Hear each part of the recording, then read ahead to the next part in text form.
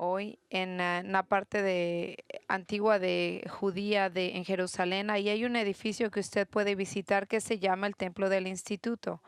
Aunque no templo existió en Jerusalén por más de 2000 años desde que fue destruido por los romanos al 70 años después de Cristo.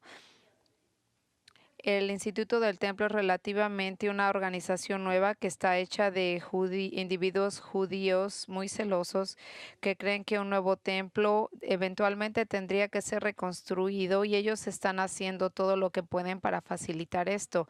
De acuerdo al lugar en la internet, dice que ellos explican su misión. Así es como lo dicen ellos. El Instituto del Templo está dedicado en todos los aspectos de los divinos órdenes a Israel de construir una casa donde la presencia de Dios estaba en el monte de Moría en Jerusalén, y el instituto se trata de envolver en conceptos de la educación, la búsqueda del activismo y la preparación. Nuestro punto principal es restaurar el templo y la conciencia y reactivar estas órdenes olvidadas. Nosotros queremos hacer nuestra parte para participar en el proceso que nos llevará a que el templo se haga una realidad.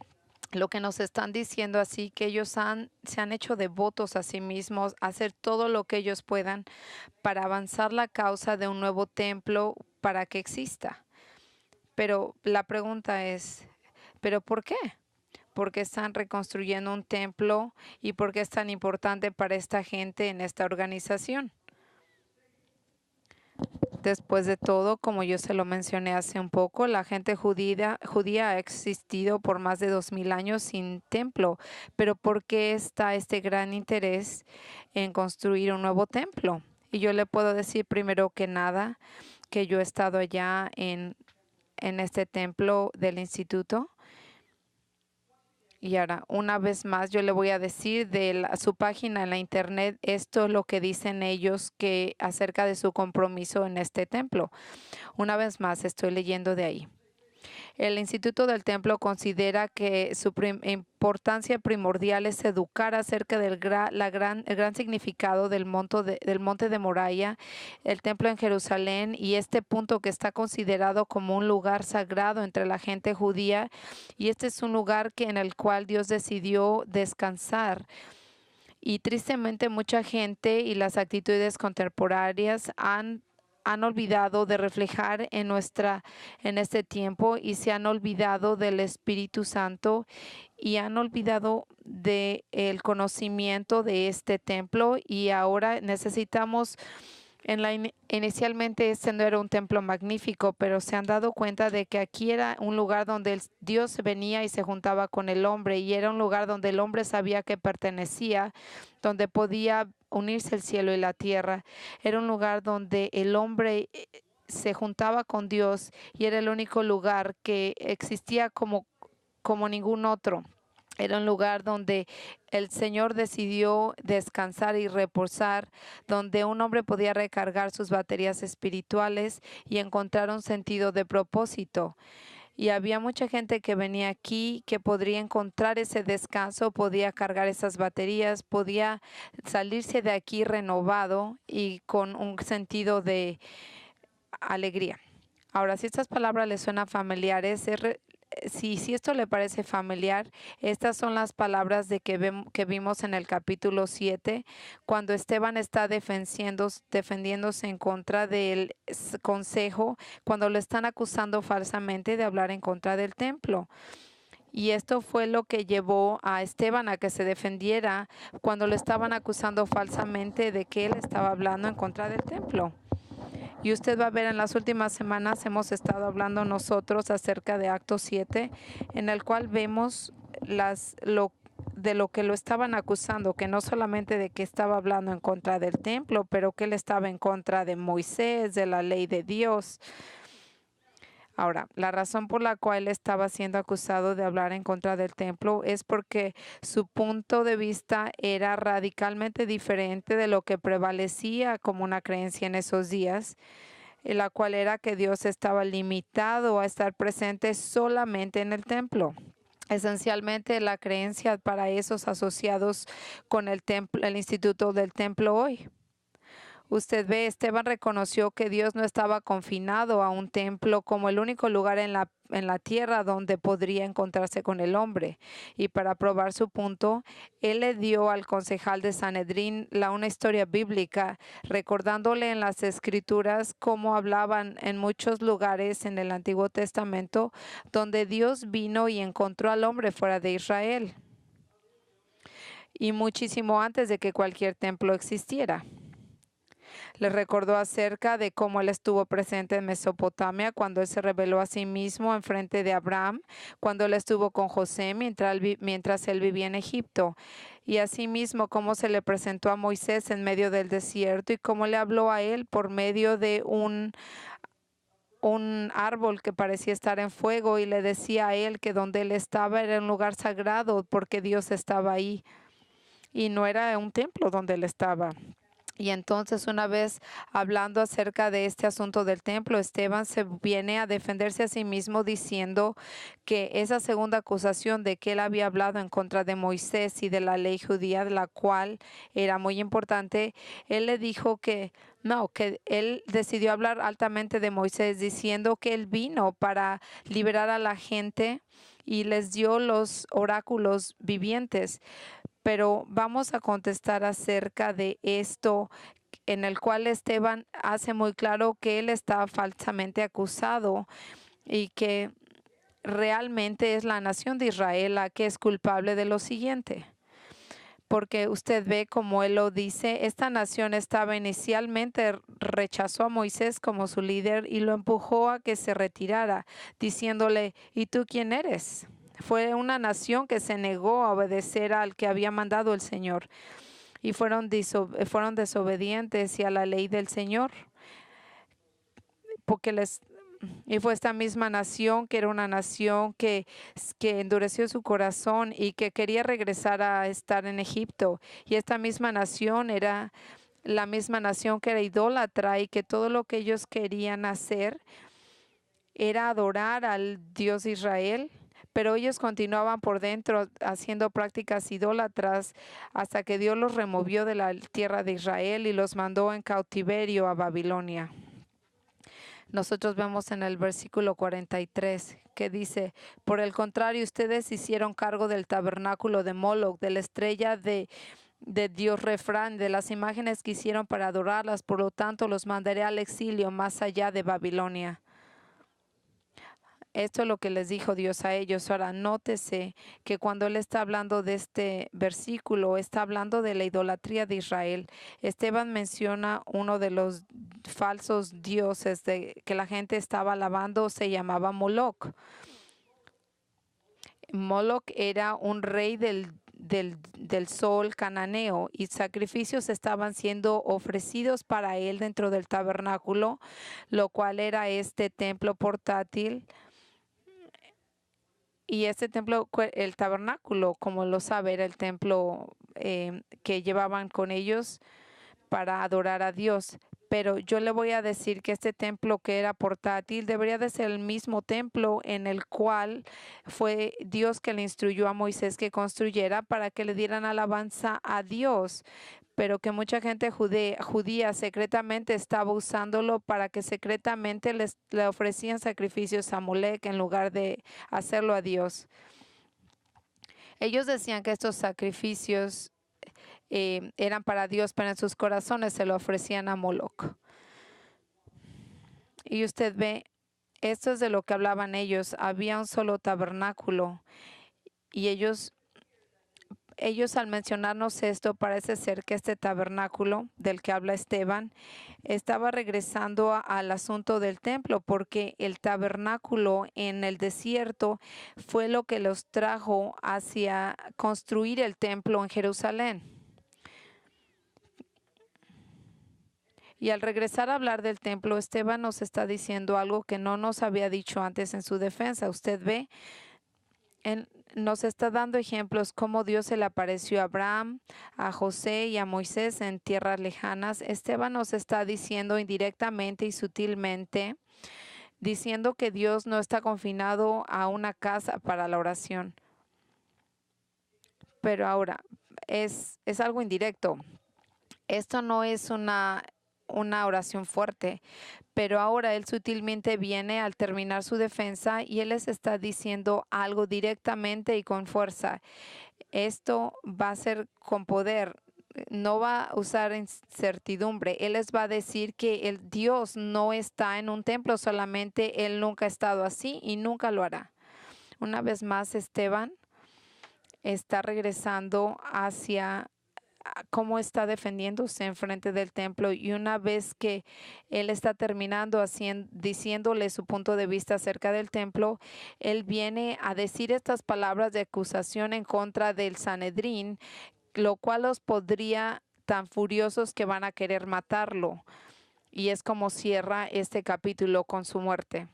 Y ahora, y esta mañana nosotros vamos a terminar el estudio de la defensa de Esteban antes del consejo de Sanedrín, al escuchar sus últimas palabras con respecto al templo, la acusación contra el Sanedrín y la reacción asesina de los que lo acusaban, y al final vamos a ver de su muerte como el primer mártir en la iglesia de la historia. Lo primero que vemos en esto es las palabras de Esteban acerca del templo. Nuestros antepasados tenían en el desierto el tabernáculo del testimonio, hecho como Dios lo había ordenado a Moisés según el modelo que había visto. Después de haber recibido el tabernáculo, lo trajeron consigo bajo el mando de Josué. Cuando conquistaron la tierra de las naciones de Dios, se expulsó la presencia de ellos, y ahí permaneció hasta el tiempo de David, quien disfrutó el favor de Dios y pidió que le permitiera proveer una morada para Dios de Jacob, pero fue Salomón quien construyó esta casa. Ahora, con estas palabras es como Esteban les da una historia breve acerca del templo hasta el tiempo del rey Salomón. Y está diciendo cómo empezó en el desierto poco después del éxodo, cuando salieron de Egipto, cuando él le dio detalladas instrucciones de cómo construir este tabernáculo, que era portátil, la estructura, y era donde deberían de adorarlo a él. Y era llamado el tabernáculo de los testimonios. ¿Por qué? Porque dentro de él le daba testimonio a estas dos cosas. En este tabernáculo estaban las dos tabletas de piedra que tenían los 10 mandamientos que habían sido escritos para establecer la relación entre Israel y Dios. El tabernáculo entonces sirvió como a la nación de Israel como un símbolo constante para recordarles que la presencia de Dios había estado con ellos durante los 40 años en el desierto. Esteban dice en el versículo 45 que Israel fue el que trajo el tabernáculo con ellos cuando entraron a la tierra de Cananea, y ahí con Josué tomaron posesión, y ellos continuaron a usar este tabernáculo como un lugar de adoración hasta el tiempo del rey David, lo cual sería aproximadamente 500 años. Pero durante el reino de David, después de que él había conquistado a todos los enemigos de Israel, él decidió que le gustaría construir una casa donde Dios pudiera permanecer, algo más permanente, algo que no fuera portátil como este tabernáculo. Él quería realmente construir el templo.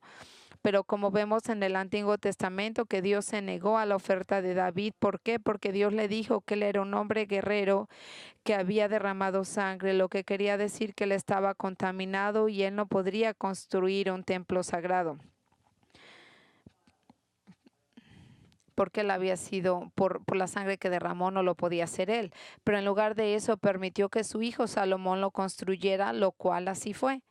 Pero escuche con atención, porque incluso cuando el templo estaba terminado y la gloria de Dios lo llenaba, esto quería decir que su presencia estaba ahí, pero el mismo rey Salomón entendió que esto no quería decir que Dios estaba confinado a un solo lugar, porque Dios es demasiado grande y demasiado grandioso para ser contenido en un solo lugar, en una estructura. Y esto fue lo que dijo él en el libro de Reyes.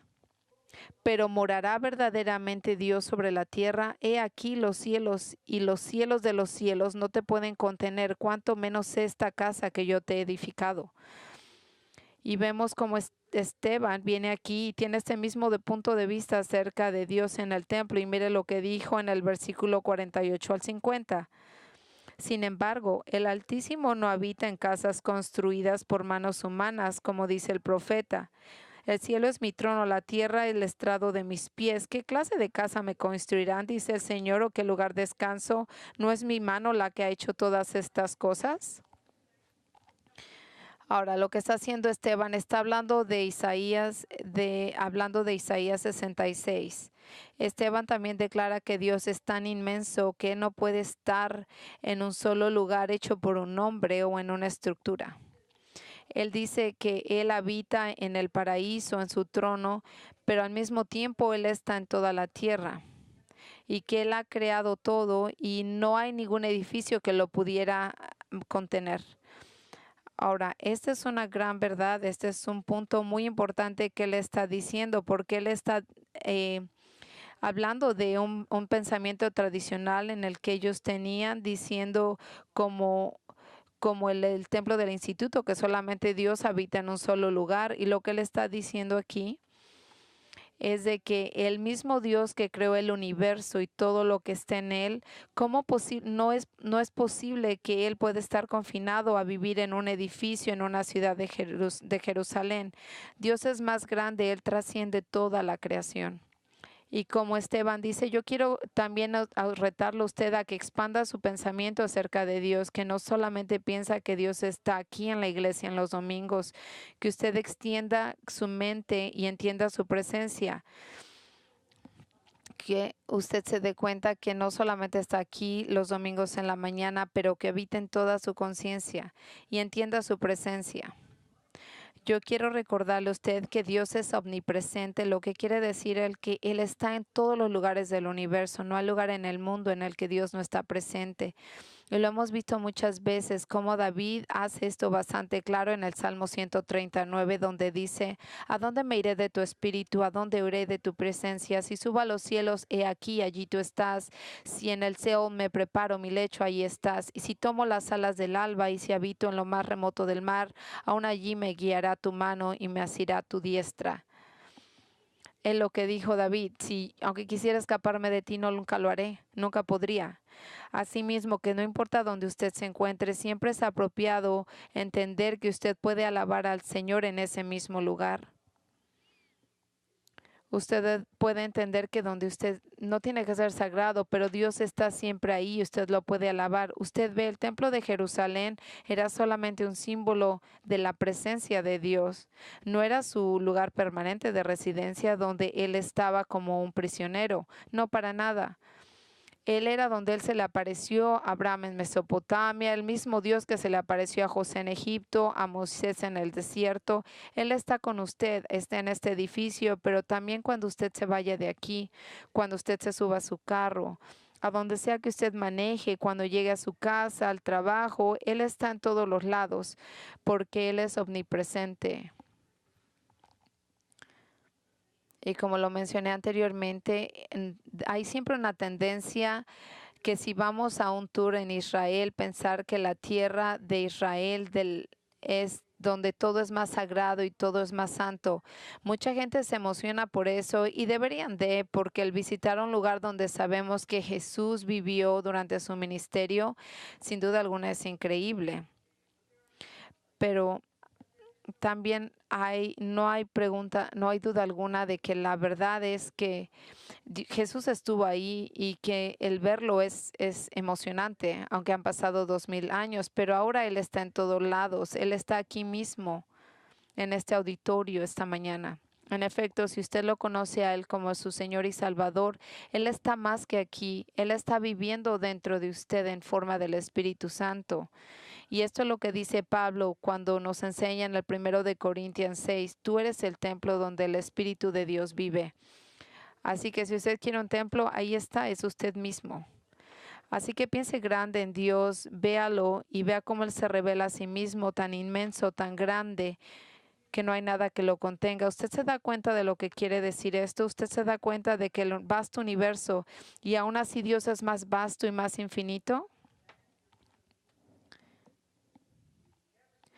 Ahora, si usted alguna vez ha visto de lo que es el universo y usted se da cuenta que es grande, Dios es más grande que todo eso. Ahora, entiéndalo y cuando vea algo inmenso, Dios es todavía más grande. Todas estas palabras acerca del templo, Esteban ha terminado dando defensa ante el Consejo de Sanedrín y él ha presentado su caso y que él no ha blasfemado contra Moisés, la ley o el templo. ¿Y ahora qué? Bueno, ahora Esteban va a cambiar de estarse defendiendo a perseguir a los que lo acusan como gente que se rebela contra Dios y desobediente de la ley. Vamos a ir al segundo punto, en el cual de defenderse, ahora Él los va a perseguir a ellos. Este es el versículo 51 al 53. Tercos, duros de corazón y torpes de oídos. Ustedes son iguales que sus antepasados, siempre resisten al Espíritu Santo. ¿A cuál de los profetas no persiguieron sus antepasados? Ellos mataron a los que de antemano anunciaron la venida del justo y ahora esto lo han traicionado y asesinado ustedes, que recibieron la ley promulgada por medio de los ángeles y no la han obedecido. Ahora, desde que nosotros ya hemos visto estos versículos anteriormente, así que no tenemos que pasar mucho tiempo en ellos, pero es importante que nosotros entendamos que mientras estas palabras parece que vienen de la nada, ¿por qué dirá, pero por qué habla de eso? ¿De qué dice? Yo quiero que usted entienda que Esteban estaba hablando de esto claramente y él estaba explicándoles de que ellos no deberían de venir y actuar sorprendidos los hombres del consejo por lo que él estaba a punto de decirles, porque ellos eran los que eran culpables de lo que le acusaban a él. Por ejemplo, al decirle a ellos acerca de la rebelión de Israel y cómo ellos empezaron a alabar a un becerro de oro, les dice a ellos que en el Antiguo Testamento eso tomó lugar y eran hombres de Israel que eran necios, que eran obstinados, tal y como lo vemos en Éxodo 32:9. Y el Señor dijo a Moisés: he visto a este pueblo y he aquí es pueblo de dura cerviz. Okay. Ahora, el ser una persona obstinada o necia, cuando usted entienda, aquí hay una imagen de un buey o un caballo que se está negando a que le pongan el yugo en el cuello. Ahora, ellos están necios y no se van a someter, están determinados a rebelarse y a desobedecer. Ellos no van a ceder, no van a obedecer. Y ahora Esteban está acusando al consejo de que este es el mismo corazón idólatra de sus antecesores. Así que ellos vienen aquí, se esconden detrás de una máscara de religiosos y devotos. Estos hombres aún así son necios y están negándose a ceder y alabar la autoridad del Señor. Y cuando les dice a esto, también les llama incircuncisos de corazón y de oídos.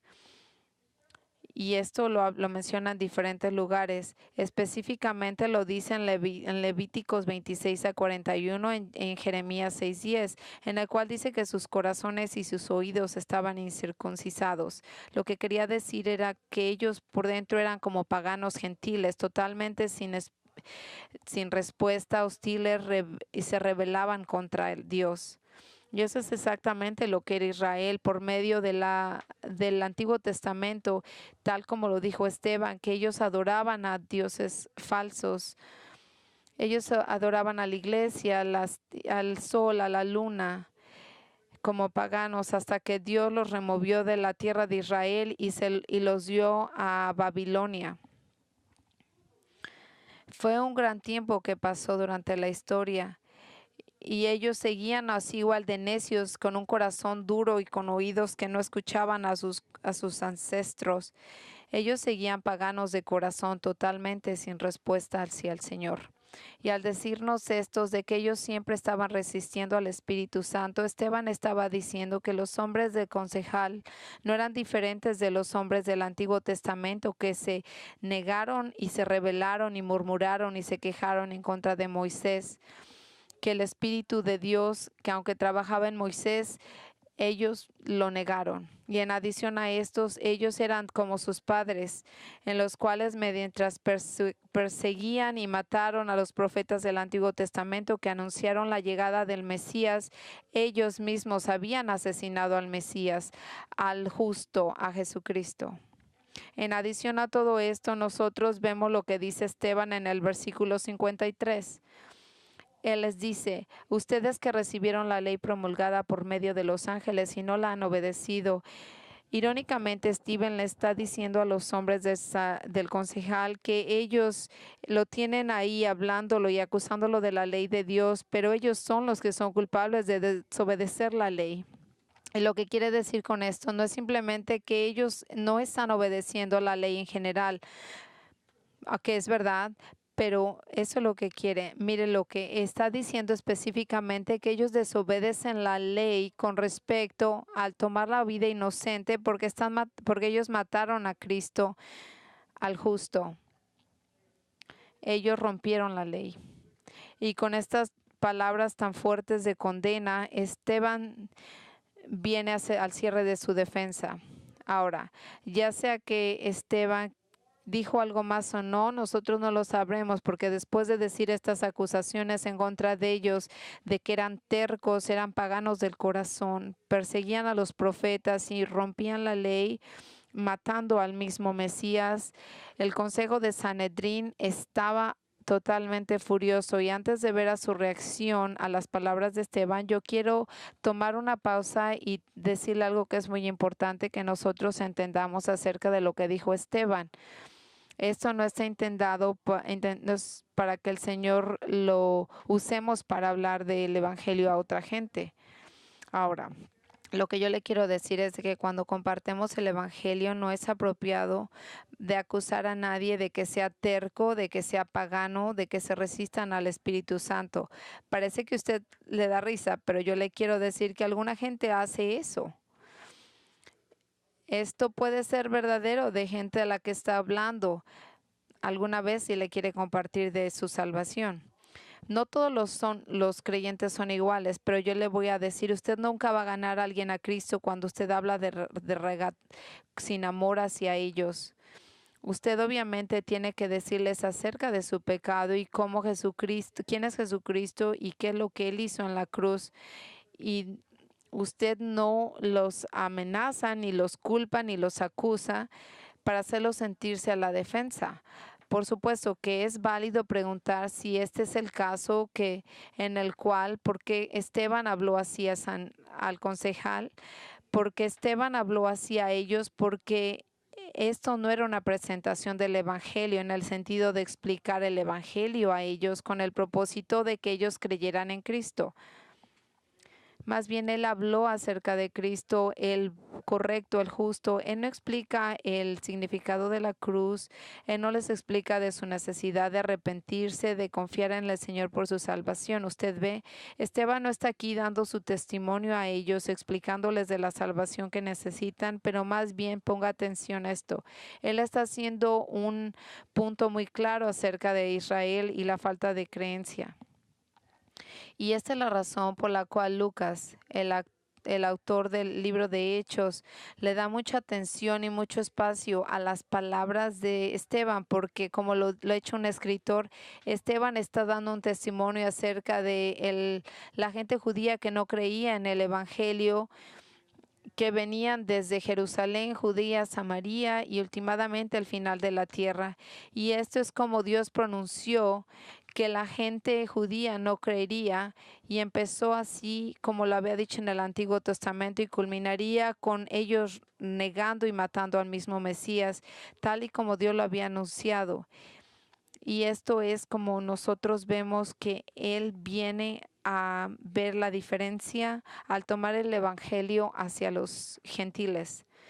Y esto es precisamente lo que vamos a ver cuando nosotros acabemos el capítulo 7 y empecemos el capítulo 8. Vamos a ver cómo el Evangelio va a continuar propagándose entre la gente judía, y algún día dice la Biblia, la gente va a convertirse y a entender y creer en Jesucristo.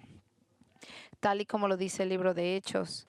Así que tenga cuidado, usted no le dé testimonio a nadie, tal y como lo ve en las palabras de Esteban aquí enfrente del consejo, porque usted va a aprender, ¿qué tiene que aprender de estas palabras? La naturaleza y la tragedia de una gente judía que no creyó en Cristo y la piedad de Dios al abrir las puertas del Evangelio a los gentiles. Ahora, con estas palabras que acusaban al Sanedrín, es como Esteban oficialmente acaba su defensa. Y como le dije algunos momentos, ya sea que Esteban quiso, no dijo más o hizo más, no lo sabemos, porque después de estas acusaciones, el concejal reaccionó violentamente, como lo vemos en los siguientes versos 54 y 58. Ahora, al oír esto, rechinando los dientes, moraron en cólera contra él, así como no lo esperaría. Pero Esteban, lleno del Espíritu Santo, mire, aquí estaban ellos, estaban tan furiosos. Ellos sentían una rabia que parecía que los habían cortado a la mitad. Las palabras de Esteban habían destruido todo lo que ellos eran y habían expuesto lo que realmente eran ellos, que no eran hombres del Señor, más bien era gente religiosa, hipócrita y llenos de blasfemar. Eso es quién eran ellos. Y ahora vamos a explicar de quiénes son ellos realmente. Y que en vez de estaban ellos tan molestos que empezaron a crujir sus dientes contra Esteban, lo que quería decir de que en su frustración empezaba a aumentar su furia más intensamente. En otras palabras, ellos estaban absolutamente furiosos de que Esteban les había dicho eso, que ellos querían ventilar su furia crujiendo sus dientes como animales. Ahora usted ve, esto es una rabia increíble, pero la Biblia describe esta misma reacción por parte de la gente que no es salva en el infierno. Usted ve, hay mucha gente que tiene una gran furia en contra de Dios. Y usted ve, dice que la gente en el infierno hace lo mismo. Lo vemos en Mateo 13:45. El Hijo del Hombre enviará a sus ángeles y recogerán de su reino a todos los que son piedra de tropiezo, a los que hacen iniquidad, a los que echarán al horno del fuego, y ahí será llanto y el crujir de dientes.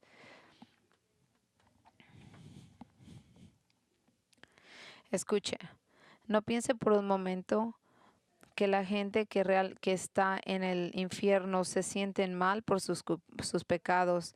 No crea que ellos se arrepienten de que están en el infierno y que se sienten mal por lo que hicieron, por su rebeldía en contra de Dios, y que sienten remordimiento por lo que hicieron y por haber tenido una oportunidad de creer en Dios. No, para nada. La gente allí está enojada, crujiendo sus dientes, y simplemente su rabia solamente va a aumentar. Ellos van a seguir crujiendo sus dientes contra el Señor por el resto de eternidad. Y es lo mismo que pasó, que esta gente tuvo la oportunidad de venir a fe en Jesucristo. Que estos mismos hombres que vinieron aquí, que les dio la oportunidad de escuchar acerca de Cristo por medio de los labios de Pedro, los apóstoles y ahora Esteban. Y aún así su corazón se endureció más y más hacia la verdad, y se pusieron más enojados y su corazón más frío, hasta que explotaron en tal rabia que no podían ni siquiera articular su rabia contra Esteban. Escuchen, deje que esto sea un aviso para toda la gente que está molesta, y cada vez que la gente escucha acerca de la verdad de Jesús y su corazón se pone más duro y que se empiezan a poner y a crecer dentro de ellas cierto tipo de rabia dentro de ellos, y que a menos de que ellos se arrepientan y que vengan a Cristo por salvación, pueden llegar a un punto en el que su corazón va a estar tan endurecido que usted no va a poder regresar y cambiar el modo que se siente. Esto precisamente fue lo que le pasó a los hijos de Israel, quienes se rebelaron contra Dios en el desierto, y es lo que nos dicen en Hebreos 3 del 7 al 12. Si oís hoy su voz, no endurezcas vuestros corazones como en la provocación, porque en el día de la prueba en el desierto, donde vuestros padres me tentaron al ponerme a prueba y vieron mis obras por 40 años, por lo cual me disgusté con ella generación y dije, siempre se desvían en su corazón y no han conocido mis caminos, como juré en mi ira, no entrarán a mi reposo. Y completa esto en el versículo 12. Tener cuidado, hermanos, no sea que algunos de vosotros haya un corazón malo de incredulidad para apartarse del Dios vivo. Antes exhortaos unos a los otros cada día, mientras todavía se dice hoy, no sea que alguno de vosotros sea endurecido por el engaño del pecado. Si usted no conoce a Dios, venga a Él inmediatamente, antes de que su corazón se endurezca y esté tan frío que usted no pueda oír la palabra del Señor ya más. Las palabras de salvación no penetran sus oídos. Hoy, si usted escucha la voz del Señor hablándole a usted de Cristo, de que le dé su alma a Él, respóndale antes de que sea demasiado tarde y ya no pueda responder. Escuche, es un pensamiento horrendo, pero es verdadero que los hombres del concejal están hoy en el infierno y aún así siguen enojados contra Dios. Pero mientras ellos estaban dejando salir su furia y frustración contra Esteban, la Biblia nos dice que había un gran contraste entre lo que porque Esteban estaba completamente lleno de calma y de serenidad. Y nos dice que él estaba dándole la gloria a Dios y Jesús estaba de pie al lado del Señor. Y mientras nosotros leemos que los hombres de Sanedrín estaban fuera de control, Esteban estaba bajo un control absoluto del Espíritu Santo. Y mientras estos hombres estaban dejando salir su rabia, Dios le dio a Esteban una visión que le dio tanto ánimo y paz. El Señor abrió las puertas del paraíso y le dejó a Esteban mirar. Y cuando Esteban vio la gloria de Dios, él vio el brillo y el resplandor de Dios y vio la presencia de Dios, y al lado de Dios vio a Jesús de pie a la mano derecha del Padre. Ahora es interesante que Esteban vio a Jesús de pie al lado, a la mano derecha del Padre. Y usted ve, esto es interesante porque en otros lados del Antiguo Testamento nosotros vemos que dice que Jesús está sentado a la mano derecha del Padre, lo que significa que Él ha dado su vida por los pecados de la gente, porque ha completado su labor. Pero hay muchos lugares que vemos esta imagen. En Hebreos 1:3 dice, Él es el resplandor de su gloria, la expresión exacta de su naturaleza, y sostiene todas las cosas por la palabra de su poder. Después de llevar a cabo la purificación de los pecados, se sentó a la diestra de la majestad en las alturas. Pero aquí, cuando Él terminó su acción, Jesús, Él se pudo sentar. Pero aquí leemos que Esteban está viendo a Jesús de pie, no sentado. ¿Pero por qué está Jesús de pie? Bueno, el texto no nos los dice, pero es posible que la razón por la que Jesús está levantado es para enseñarle a Esteban que Él está preocupado por él, que Él le importa, y para levantarse a darle la bienvenida a Él al paraíso, porque en un poco tiempo Él estará ahí. Qué gran pensamiento que cuando nosotros pasemos a morir, Jesús nos va a dar la bienvenida en el paraíso, porque nosotros finalmente estaremos en nuestra casa. Nosotros entraremos al completar nuestra salvación. Regresaremos a nuestra casa. Esteban está a punto de vivir esta experiencia personalmente, de entrar a la gloria de Dios, porque él está a punto de morir.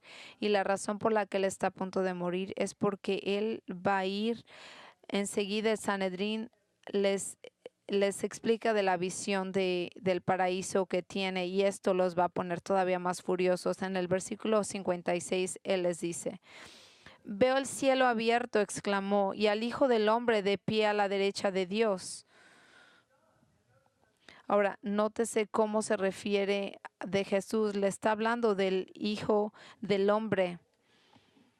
Y este era un modo de que se referían del Mesías, del hombre de Dios, de este modo.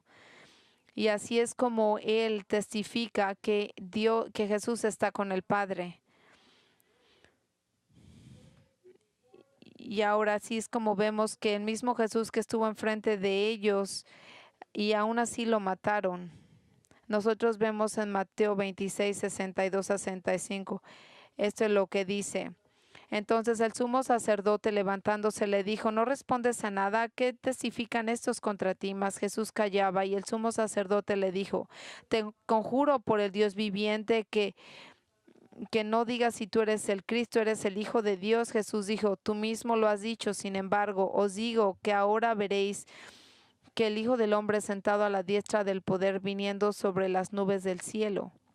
Entonces el sumo sacerdote rasgó sus vestiduras diciendo: Ha blasfemado. ¿Qué necesidad tenemos de más testigos? He aquí, ahora mismo habéis oído la blasfemia. Estas mismas palabras fueron las que llevaron a la muerte a Jesús, porque él clamó ser el Mesías, y ellos dijeron que era blasfemar en contra de Dios. Y ahora, unos meses más tarde, Esteban está diciéndole a ellos esencialmente lo mismo. Y ellos no lo pueden soportar, no pueden soportar el pensamiento de que Jesús está ahí. Y lo vamos a ver en los siguientes versos, en el 57 y 58. Entonces ellos, gritando con una voz en cuello, se taparon los oídos y aún se abalanzaron sobre él. Lo sacaron en pellones fuera de la ciudad y comenzaron a apedrearlo. Los acusadores le encargaron sus manos a un joven llamado Saulo. Ellos estaban tan molestos por lo que él estaba diciendo, que Jesús era el Mesías, que ellos empezaron a gritar desde lo más alto de sus voces y lo arrastraron, que no querían oír sus palabras. Se cubrieron sus oídos para que no pudieran escuchar una palabra más que tenía que decir, y todos juntos lo agarraron y lo llevaron fuera de la ciudad, donde empezaron a apedrearlo con grandes, no con piedritas, pero con grandes rocas. Y Lucas nos dice que esos que estaban asesinando a Esteban se quitaron sus partes de sus ropas y las pusieron a los pies de un joven que vamos a conocer como Saulo. Y sería más adelante una persona que va a ser Saulo, que sería Pablo, el que va a propagar el evangelio entre los gentiles. Y usted ve, él era un hombre de parte del concejal de Sanedrín, que en ese momento estaba apedreando al mismo Esteban para matarlo. Y esto es lo que vemos en los últimos capítulos 59 y 60. Mientras lo apedreaban, Esteban oraba: Señor Jesús, decía, recibe mi espíritu. Luego cayó de rodillas y gritó: Señor, no les tomes en cuenta este pecado. Y cuando hubo dicho esto, murió. Y mientras estos hombres seguían apedreando a Esteban, Lucas nos dice dos cosas muy importantes tomaron lugar mientras él moría, que deberían de darnos una gran motivación a todos los que conocemos a Jesucristo. Primero vemos que Esteban le dijo al Señor que recibiera su espíritu.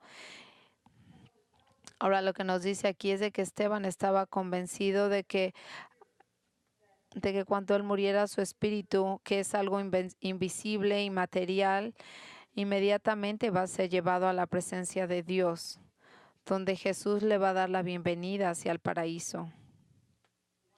Y lo que nos dice también acerca de la muerte es de que un creyente en Cristo es de que él no tarda en llegar al paraíso. Nosotros no tenemos que esperarnos en alguna sala de espera a que entremos a la presencia. No. Hay alguna gente que cree que puede dormir nuestra alma. No, las escrituras abundantemente nos dicen que cuando un creyente muere, inmediatamente su alma o espíritu, que es lo mismo, instantáneamente va al paraíso. Y en eso es donde ellos están ahí, y lo único que tenemos que hacer es esperar a la reunión de nuestro nuevo cuerpo con nuestra alma cuando sea el tiempo de la resurrección. Pero cuando nosotros pasamos a morir, no hay espera para entrar a la gloria del Señor. En 2 Corintios 5:8 dice, pero no cobramos ánimo y preferimos más bien estar ausentes del cuerpo y habitar con el Señor. Nuestro espíritu se separa de nuestro cuerpo y inmediatamente vamos a casa con el Señor. Y en Filipenses 1:23 dice, pues ambos lados me siento apremiado, teniendo el deseo de partir y estar con Cristo, pues eso es mucho mejor. Él dice, estaría mucho mejor para mí morir porque estoy en la presencia de Cristo que estar aquí con ustedes. Y la voluntad del Señor en ese momento es de que Él permaneciera aquí. Porque nosotros al morir ganamos, porque estamos en presencia de Dios. Algo que es muy significante que nos debería de motivar acerca de la muerte de Esteban es de que el concejal continúa derramando y tirando piedras a él. Pero él, en lugar de estar molesto, él les perdona a los que lo están matando y vemos cómo él de rodillas le dice, Señor, no mantengas este pecado en contra de ellos. Qué increíble testimonio de la gracia en la vida de Esteban. Qué increíble es el testimonio del poder del evangelio que transforma a alguien que en vez de estar buscando venganza y justicia, todo lo que quiere Esteban es de que la gente que lo esté ejecutando, que Dios los perdone por matarlo. Usted ve, el Señor contestará esta oración y Él va a levantar la vida de uno de estos hombres, porque el joven Saulo de Tarsos pronto va a encontrarse con Jesús en el camino a Damasco, donde Él se convertirá en el comisionado a traer el Evangelio a los gentiles. Pero escuche con atención, Esteban lo que nos dice que nosotros no debemos de mantener ningún coraje ni ningún rencor en contra de nadie, incluso los que nos han lastimado, porque esto es así como deberíamos de morir, con gozo en nuestro corazón, sin ningún coraje. No importa lo que la gente nos haya hecho. Esta es la última línea de la vida de Esteban, en la cual nos dice que después de pedir el perdón de ellos, él durmió. Y usted ve, y este es el final de la vida de este hombre. Ahora hemos aprendido grandes cosas acerca de este hombre. Nosotros vemos que la presencia de Dios no puede estar restringida a un edificio, a un templo, que Él es inmenso y grande y es omnipresente. También ciertamente hemos aprendido en la historia de Israel es cómo se negaron a aceptar a los líderes como José, Moisés y los profetas, pero en las palabras de Esteban hay cosas muy importantes que tenemos que aprender. La primera de todos es la gran lección de que la gente piensa de usted no es lo que Dios piensa de usted. Esteban estaba siendo detestado por la gente que él traía falsos testimonios de él en medio de Sanedrín. Ellos pensaron que él era un renegado judío, un traidor a su gente, un blasfemador que merecía la muerte. Pero no era quien era Esteban. Él era uno de unos siervos elegidos por el mismo Dios. Era un hombre de Dios. Era un hombre de gran valentía e integridad. Era un hombre precioso para Jesús y que actualmente se levantó y le dio la bienvenida para que viniera a su gloria. Y la lección para nosotros es de que mientras usted puede estar odiado por la misma gente, hasta en su propia familia, no importa lo que pase, usted debe de creer en lo que dice de Cristo en la Biblia. Usted es precioso ante los ojos de Jesús. Y esta es una bienvenida a la gente que lo espera en su gloria. Jesús dijo, bendito eres tú cuando la gente te insulta y te persigue y falsamente te acusa por mi causa. Regocíjate y sé feliz, porque tu recompensa está en el cielo. La segunda lección de la vida de Esteban, que una muerte brutal como la que él tuvo, uno se pregunta, ¿y ahora qué podría pasar? ¿Cómo es que puede seguir avanzando el reino de Dios si mataron a Esteban? Y mataron a este gran hombre que era lleno del Señor. Y entonces, ¿qué va a pasar? Era una parte importante dentro de la iglesia nueva.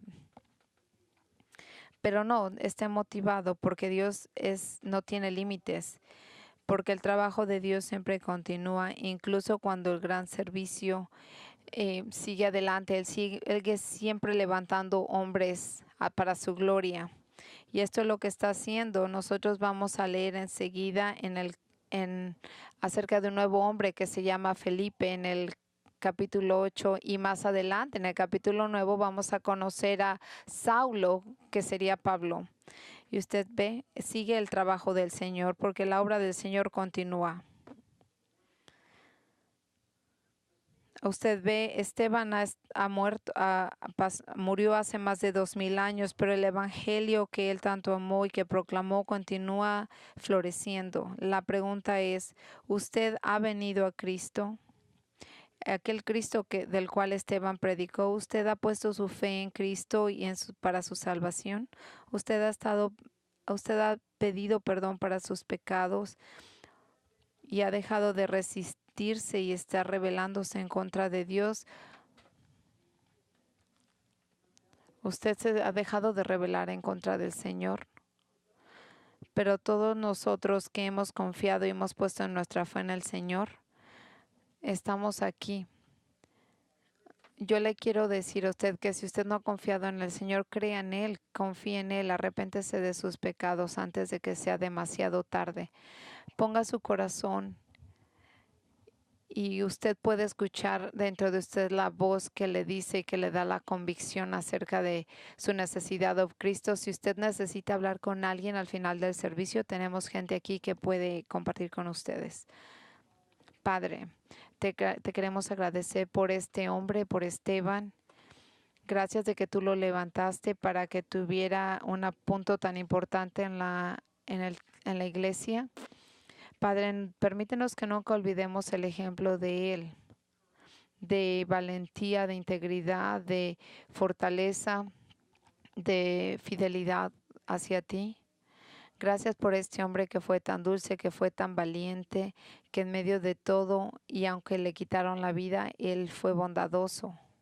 Padre, yo te quiero pedir que su vida impacte a nosotros, de que nosotros no seamos gente que busca la venganza, que buscamos la justicia y que tratemos de vengarnos de los que nos hacen mal.